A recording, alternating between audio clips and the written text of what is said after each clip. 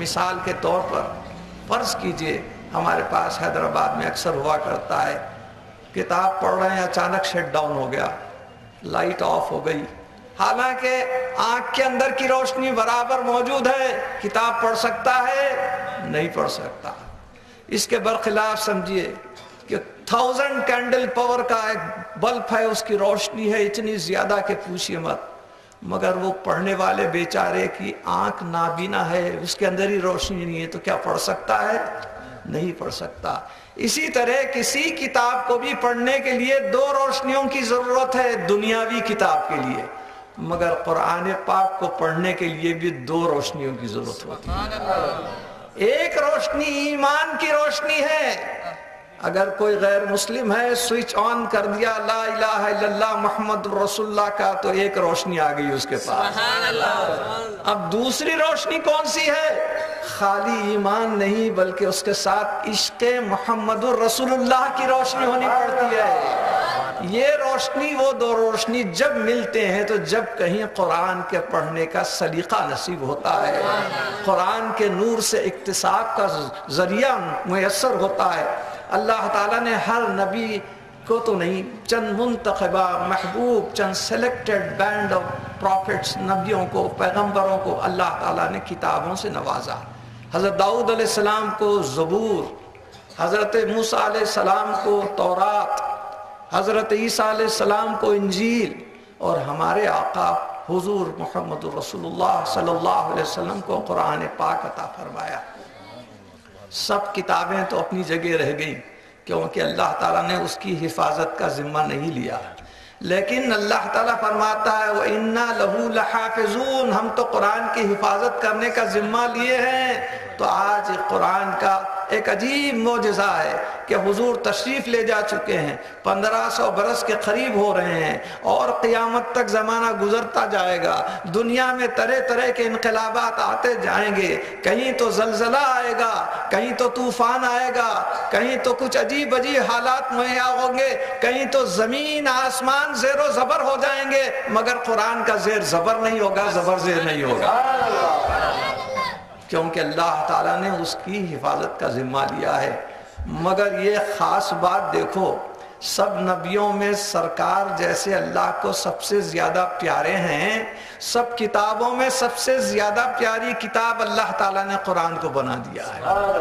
اس کا ثبوت چاہتے ہیں؟ سنیے، اللہ تعالیٰ نے پچھلی کتابیں عطا کرنے کے لیے یہ شرط رکھی تھی کہ جو کتاب لینے والے پیغمبر ہیں وہ فلاں جگہ آ جائیں۔ قرآن پاک خود گواہ ہے، موسیٰ علیہ السلام کو طور کے پہاڑ پر آنے کا حکم دیا، اور پھر پہلے 30 روزے، پھر بعد 10 روزوں کا اضافہ، 40 روزے رکھنے کے بعد، اتنی محنت مشقت کے بعد کہیں ان کو تورات نصیب ہوئی۔ اسی طرح دیگر انبیاء کا حساب بھی ہے، دیگر رسولوں کا بھی حساب ہے، مگر دیکھو قرآن اور صاحب قرآن کا کیا معاملہ ہے۔ کیا اپنے محبوب کو اللہ تعالیٰ نے کہیں بلوایا؟ ہرگز ہرگز نہیں، بلکہ میرے آقا، میرے سرکار، اللہ کے محبوب جہاں جہاں تشریف لے جاتے ہیں قرآن وہاں وہاں جا رہا ہے۔ میرے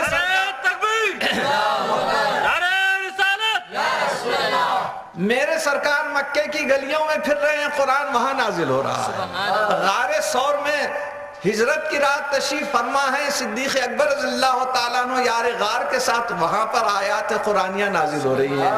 مدینہ منورہ کی گلی میں پھر رہے ہیں تو وہاں آیات قرآنی نازل ہو رہے ہیں۔ حضرت بی بی عائشہ ام المومنین رضی اللہ تعالیٰ عنہ کے بستر پر آرام فرما رہے ہیں تو وہاں قرآن نازل ہو رہا ہے۔ سرکار کہیں غزوے میں جا رہے ہیں تو لڑائی کے میدان میں قرآن نازل ہو رہا ہے۔ حضور حجۃ الوداع کے موقع پر جبل رحمت کے پاس آپ اپنا خطبہ دے رہے ہیں، اس وقت قرآن نازل ہو رہا ہے۔ جہاں جہاں سرکار جا رہے ہیں قرآن وہاں وہاں نازل ہو رہا ہے۔ تو معلوم یہ ہوا کہ قرآن بھی صاحب قرآن کی قدر کر رہا ہے، کیوں نہ ہو؟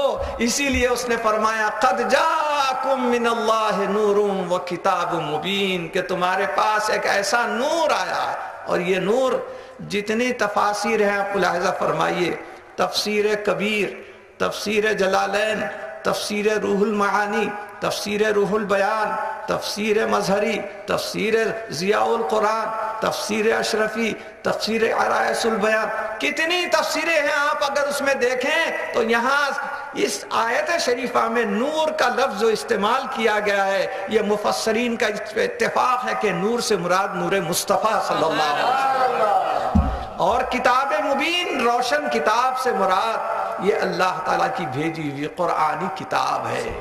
اب یہ نور جب آیا تو معنی یہ ہیں، مثال کے طور پر یہ خادم کہیں تھا اور آپ نے کہہ دیا کہ فلاں آیا، تو اس کا مطلب یہ ہے کہیں اور جگہ تھا، وہاں سے یہاں آیا۔ سبحان اللہ۔ تو میرے آقا حضور صلی اللہ علیہ وسلم بھی قد جاءکم تشریف لائے تو اس سے پیشتر کہیں تھے، وہاں سے تشریف لے آئے۔ سبحان اللہ۔ کہاں تھے؟ اللہ کے پاس تھے، اللہ کے قریب تھے، جہاں پر آپ کے قندیل کے اندر آپ کے نور مبارک کو رکھ کر ساری کائنات کو اطراف طواف کرایا گیا، آپ کے نور کی روشنی پھیلائی گئی، وہاں پر سرکار تشریف فرما تھے۔ کب سے تھے؟ ساری دنیا ابھی بنی نہیں تھی جب سے تھے۔ کنتو نبیًا، وہ آدم و بین الماء والتین، آدم علیہ السلام ابھی پانی اور مٹی کے کیچڑ کے جھگڑے میں پڑے ہوئے تھے، اس وقت سے میں پیدا ہو کر نبی بن گیا تھا۔ یہی وجہ ہے کہ جب آدم علیہ السلام نے جنت سے آنے کے بعد اپنی توبہ کا ارادہ کیا، 1 سال نہیں، 2 سال نہیں، 300 سال تک روتے رہے۔ 300 سال تک یہ افسوس ہوتا رہا کہ میں شیطان کے بہکاوے پہ جنت میں کیسے عیش و آرام سے تھا، اس سے محروم ہو گیا، دنیا میں آ گیا۔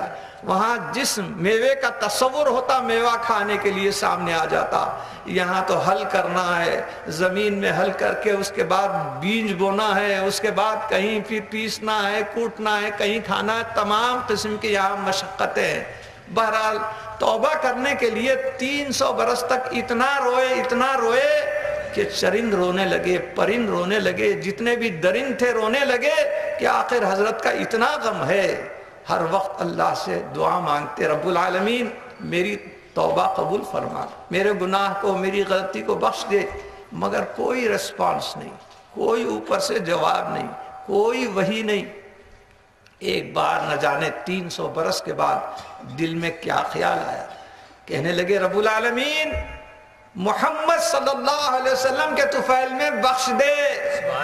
ایک وحی نازل ہو گئی، 300 برس کے بعد وحی نازل ہوئی۔ اللہ تعالیٰ نے پوچھا، فرمایا اے آدم اب تو تمہارے خطا بخش دیے جانے کا وقت آ گیا، مگر یہ بتاؤ کہ تم کو یہ فارمولا کس نے بتایا ہے؟ یہ کرشمہ، یہ خاکہ، یہ نسخہ تم کو کس نے سکھایا ہے؟ حضرت آدم علیہ السلام عرض کرنے لگے رب العالمین تو نے میرے جسم کو پہلے بنایا، اس میں میری جان جب ڈالی، میری آنکھوں میں بینائی آئی تو میں ساری جنت کی سیر کرنے لگا۔ دیکھتا یہ تھا جس راستے پہ جاتا اس کے موڑ کے اوپر، جہاں خیمے لگے تھے خیموں کے اوپر، باغات تھے تو باغ کے ایک ایک درخت پر، درخت کے ایک ایک پتے پر، پھول کی ایک ایک پتی کے اوپر، حوروں کی آنکھوں کی پتلیوں میں، فرشتوں کے پیشانیوں کے اوپر، یہاں تک کہ جتنے بھی راستے، نہریں، کنارے جہاں بھی تھے سب پر، اس کے علاوہ عرش معلیٰ کے پردوں پر اور وہاں پر جتنی خندیلیں لگی ہوئی ہیں اس پر بھی، جہاں کہیں تیرا نام تھا اس کے بازو یہی بھی نام موجود تھا۔ میں سمجھ گیا کہ یہ تیرا کوئی محبوب ہے، جبھی تو تیرے نام کے ساتھ لگا ہوا ہے۔ اللہ تعالیٰ نے فرمایا آدم تمہارا خیال بالکل درست ہے، وہ میرا ایسا محبوب ہے اگر وہ نہ ہوتا تو میں تم کو بھی پیدا نہیں کرتا، میں تمہیں بھی پیدا نہیں کرتا، یہ کائنات ساری ان کے صدقے میں بنی ہے۔ حضرت آدم علیہ السلام جب یہ بات سنے کہ صرف نام مبارک میں یہ تاثیر ہے، نور مبارک کی یہ روشنی اور ضیاء پاشی ہے، ایک دل میں اشتیاق پیدا ہوا کہ وہ ہستی کیسی ہے، وہ پیکر کیسا ہے، وہ جلوہ کیسا ہے؟ رب العالمین سے عرض کرنے لگے رب العالمین اب تو دل میں شوق ہو رہا ہے کہ اس کا ایک جلوے کی ایک جھلک دیکھوں، اس پیاری شکل کی ایک جھلک دکھا دے رب العالمین۔ اللہ تعالیٰ نے فرمایا اے آدم اپنے دونوں ہاتھوں کے دونوں انگوٹھوں کے اندر دیکھو، میرے محبوب کا جلوہ نظر آئے گا۔ حضرت آدم علیہ السلام جو دیکھے تو ایسی موہنی صورت، ایسا پیارا جلوہ اور بشرا اور چہرہ کہ بس دیکھتے ہی دل کو تسکین ہو رہی ہے۔ اور انسان کی یہ سائیکالوجی ہے، یہ نفسیات ہے، کوئی خوبصورت چیز دیکھتا ہے